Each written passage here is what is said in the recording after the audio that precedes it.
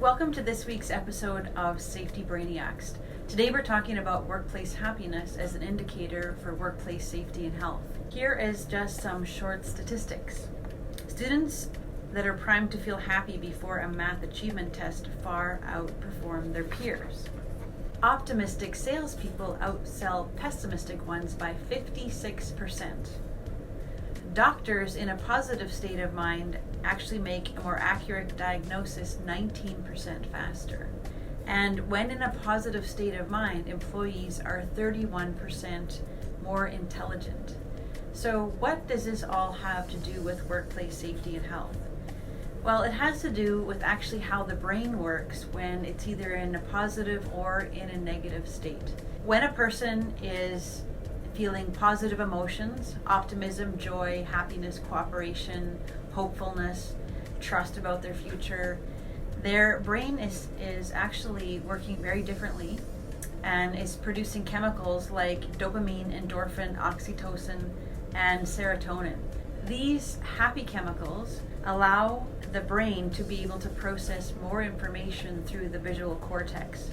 For example, in an experiment, and they were shown a photograph, they actually didn't notice all the details in the background of the photograph. When people were primed with positive emotions, they noticed the images in the foreground as well as the details in the background. So what are we talking about here? When a person is in a positive emotional state, their brain waves are in a pattern that allows them to have a more open focus. They are able to see more detail. They're able to see hazard, for example. They're able to be more creative.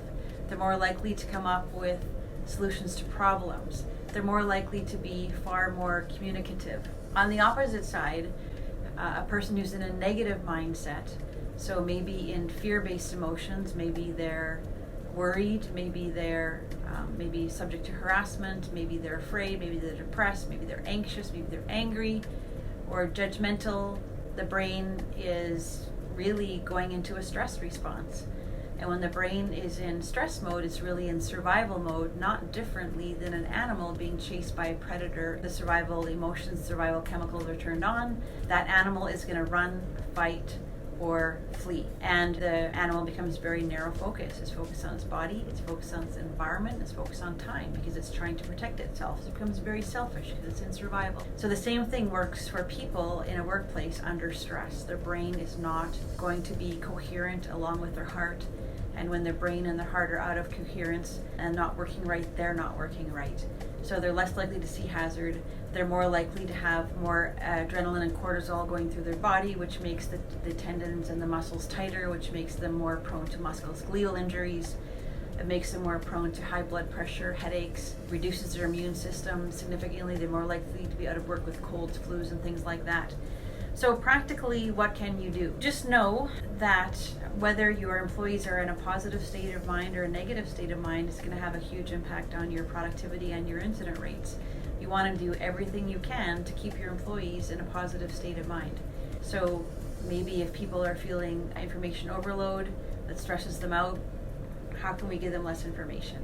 If we are having autocratic leadership that's stressing them out, maybe we can work on our leadership to be more cooperative and collaborative. The happiness equation, for every one negative experience, an employee needs to have 3 positive experiences in the workplace to be happy. There was a study done by Eastern Kentucky University, and they found that between 60 and 80% of workplace incidents are the result of stress-induced issues like distraction. Hopefully that's some motivation to think about how we can create a more positive work environment. You're going to be less likely to have incidents, whether it's quality or safety incidents. You're going to have happier employees who are more likely to be at work and on the job. For more information on this, you can check out my website, theoheineman.ca.